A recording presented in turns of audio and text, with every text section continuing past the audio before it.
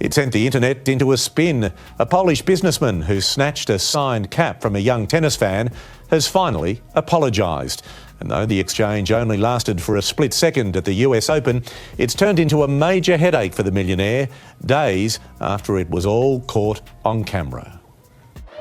It was the hat snatch seen around the world, razor fast and heartbreaking for this little tennis fan.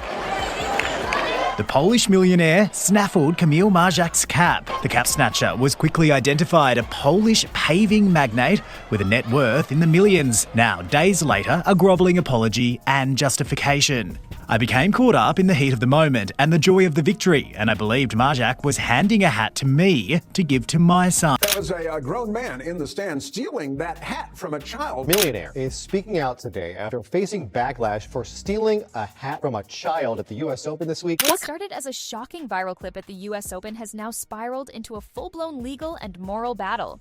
Millions watched in disbelief as Polish CEO Piotr Szczerek snatched a cap meant for a young boy named Brock, stealing the moment right out of his hands.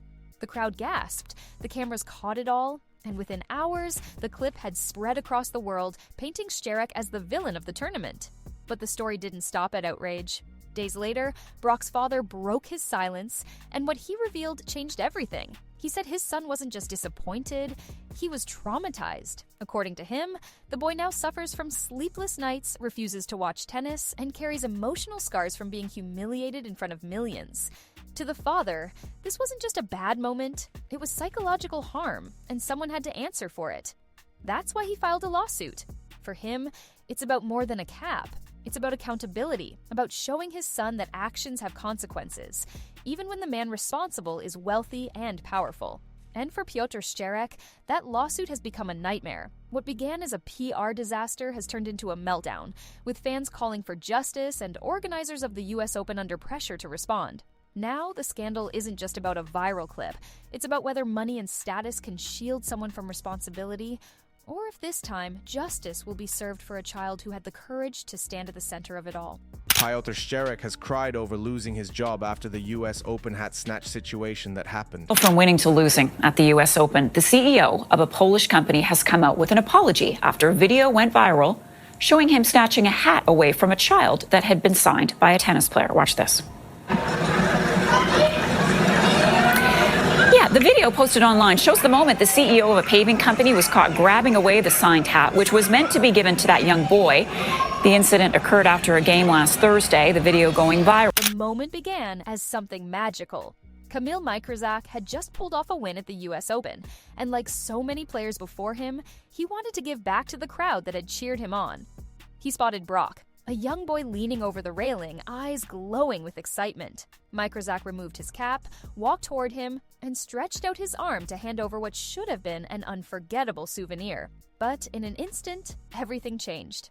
Just as Brock's hands were about to close around the gift, Piotr Szczerek, a wealthy CEO seated only a few feet away, lunged forward and snatched the cap. The boy froze in disbelief, his smile wiped away in seconds. Fans gasped, some shouting out in confusion, while the cameras captured every detail of the shocking grab. The energy inside the arena flipped. Instead of cheers, there were murmurs of disgust. The boy's soft protest, "No, what are you doing?" was drowned out by the crowd. Szczerek didn't stop to clarify or apologize. He clutched the cap, ignored the child, and walked away as if nothing had happened. And because this was the US Open, nothing escaped the spotlight. Broadcasters replayed the clip, social media exploded, and within minutes the video was everywhere. It wasn't just tennis fans who saw it. Millions of people around the world shared the footage, slowed it down, zoomed in, and captioned it with fury. Overnight, Szczerek wasn't just another man in the stands. He was the villain who stole from a child on one of the biggest stages in sports. The internet didn't just react, it erupted. Within hours of the clip being uploaded, online sleuths had identified the man in the video. He wasn't just some nameless spectator, he was Piotr Szczerek, a millionaire CEO from Poland, head of a paving empire called Drogbrook. His face, his name, even his company's profile were dragged into the spotlight. From there, the outrage went nuclear. Memes branded him the CEO of greed. Hashtags like HatSnatcher and Shame on Szczerek trended across Twitter and TikTok.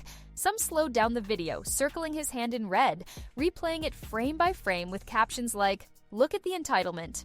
Others turned it into GIFs that looped endlessly, mocking his arrogance. By the next morning, his reputation was in flames. Anyone who Googled Piotr Szczerek, or Drogbrook, wasn't met with business accolades or company websites. They were greeted by headlines slamming him for humiliating a child on live television.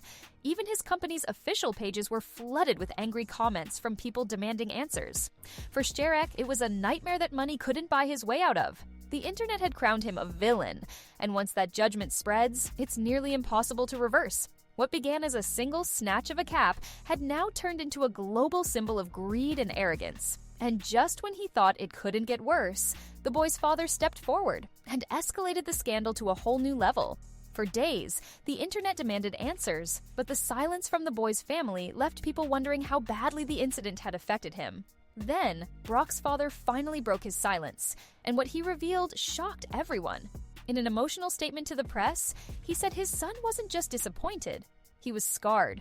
According to the father, Brock had cried for days after the US Open. He couldn't sleep, replaying the moment in his mind over and over. He refused to watch tennis, the very sport he once loved, saying it reminded him of being humiliated in front of millions. What the world saw as just a viral moment had, for the boy, become a painful memory that wouldn't go away. The father didn't hold back. He called Szczerek's actions cruel, entitled, and damaging to a child who simply wanted to experience the joy of being noticed by his hero.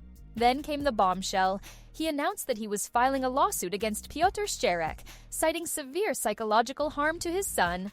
The announcement lit up the media all over again. Headlines shifted from memes to legal drama. What started as a scandal online had now become a case for the courtroom, and for Szczerek, the nightmare was only beginning. The lawsuit sent shockwaves through both the sports world and Szczerek's inner circle. Suddenly, this wasn't just about public outrage, it was about legal accountability. Lawyers lined up, journalists camped outside his offices, and news shows debated what consequences he could face. Behind closed doors, reports suggested Szczerek was in meltdown mode. He denied that he had meant any harm and insisted the whole thing was a misunderstanding. But the father's emotional words and the image of Brock's devastated face had already shaped the public narrative. No carefully worded apology could erase that. His official apology, released earlier, was revisited and torn apart by critics. People pointed out how hollow it sounded when compared to the father's raw, heartfelt statement. To fans, Szczerek wasn't showing remorse. He was scrambling to save his image. Worse still, rumors circulated that Szczerek had lashed out at critics privately, calling the scandal exaggerated and ridiculous. Whether true or not, these claims painted him as a man unwilling to accept responsibility. And with a lawsuit looming, the pressure on him and his legal team grew unbearable. For the CEO, this was no longer just about a stolen cap. It was about survival of his reputation, his business, and possibly even his financial empire. And outside the courtroom, fans weren't letting him off the hook. They wanted justice. If the internet was furious before, the lawsuit turned outrage into a movement. Fans didn't just want an apology anymore, they wanted consequences. Across Twitter, TikTok, and Instagram, hashtags like #JusticeForBrock and #BanSczerek exploded. Thousands of users tagged the official US Open account, demanding that organizers step in and make sure Piotr Szczerek was never allowed back. Petitions started circulating online. Some demanded the US Open implement stricter policies to ban disruptive or disrespectful fans, no matter who they were. Others called for sponsors to cut ties with Szczerek's company until he faced accountability. The sentiment was clear. Fans wanted more than words. They wanted action. Sports journalists fueled the fire. Commentators argued that if an ordinary fan had done this, security would have escorted them out on the spot. Why then should a wealthy CEO be treated differently? Was tennis protecting the elite, or would it stand with the people who fill the stands every year? For the first time, it wasn't just Szczerek under pressure. The US Open itself was in the spotlight, with millions watching to see whether organizers would defend the spirit of the game or stay silent and let money speak louder than fairness. While fans rallied for justice, Szczerek faced an even more brutal reality. The scandal was destroying his business. Drogbrook, the paving company he had spent years building, saw its reputation collapse in real time. Anyone searching the company online didn't see marketing campaigns or industry awards. They saw headlines about a CEO humiliating a child and lawsuits alleging psychological harm. Clients grew nervous, worried about being tied to a brand dragged through global humiliation. Investors questioned whether the controversy would affect future contracts. Even employees whispered among themselves, wondering how long their leader could survive when his name had become toxic. Szczerek had once sponsored local athletes and community programs to boost his image, but those efforts meant nothing now. To the public, he wasn't a philanthropist. He was the man who ripped joy from a boy's hands and then scrambled to spin it away. His apology, already dismissed, looked even more hollow against the lawsuit. The damage wasn't just public, it was financial. Deals stalled, partnerships went cold, and critics online began urging people to boycott his company altogether. For a man whose identity was tied to power and success, the loss of credibility was worse than any single headline. This wasn't just a scandal anymore, it was a collapse. The scandal had grown into something far larger than anyone expected. What began as a shocking, viral clip at the US Open was now a conversation about power, accountability, and fairness in sports. Fans weren't just outraged at Piotr Szczerek, they were asking deeper questions. Why should someone's wealth or influence allow them to humiliate a child without facing real consequences? And why should it take a viral video and a lawsuit for justice to even be considered? For many, the incident became a symbol of entitlement in its purest form. A man with status felt comfortable taking from a child in public on one of tennis's biggest stages. And when caught, his explanation and apology only made things worse, because they felt like damage control, not truth. It showed how quickly the public can reject hollow words when the evidence is right there in front of them. The lawsuit filed by Brock's father elevated the story beyond sports gossip. It wasn't just about humiliation, it was about trauma. A young boy's love for tennis had been broken in a single moment, and his father was determined to show him that even powerful people can be held accountable. That message resonated deeply with parents around the world who saw their own children in Brock. In the end, the scandal wasn't just about a stolen cap. It was about the clash between privilege and justice, about whether ordinary fans truly mattered in a sport dominated by big names and big money. And Kamil Macherzak's silent act of kindness, tracking down Brock and restoring his joy, stood as a reminder of what sports are supposed to be: uplifting, inspiring, and fair. As the weeks passed, the pressure shifted. It wasn't only Piotr Szczerek being judged, it was the US Open itself. Fans demanded to know if organizers would take a stand or simply hope the outrage faded away. Could a tournament with such prestige really ignore the outcry of millions of supporters? Commentators insisted that if the roles were reversed, if a regular fan had stolen the cap, security would have acted immediately. The fact that Szczerek, a millionaire, walked away untouched became the central argument for why policies needed to change. The scandal forced tennis to look in the mirror. Was the sport truly accessible and fair, or did privilege always get a seat in the front row? Meanwhile, Szczerek's meltdown grew worse. Reports claimed he was furious behind closed doors, angry that his family was dragged into the spotlight, and bitter that no one seemed to believe his explanation.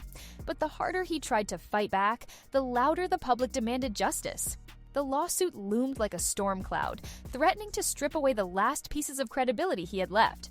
For Microzac and the fans, the message was clear. The US Open wasn't just about elite athletes competing, it was about the bond between players and the crowd. And if that bond could be broken by one act of arrogance, then the organizers had a responsibility to step in and protect it. A simple act of kindness was supposed to define the moment. Instead, it turned into a scandal that shook the world of tennis. A boy left heartbroken, a father forced to step in, and a CEO whose arrogance destroyed his reputation in seconds. Piotr Szczerek's apology failed to convince. His business crumbled under the weight of outrage, and now, with a lawsuit on the table, he faces the kind of accountability money can't erase. For Brock, the pain was real. For his father, the lawsuit wasn't about headlines, it was about justice and healing. And for fans, the scandal became a rallying cry, a demand for fairness, and a reminder that sports should always protect the innocent, not reward the entitled. Now, the question hangs in the air. Will the courts and the US Open take action against Piotr Szczerek, or will wealth and influence shield him once again? One thing is certain, the internet will never forget the man who snatched a hat from a child, and it will never forget the father who fought back to make sure his son's pain wasn't ignored.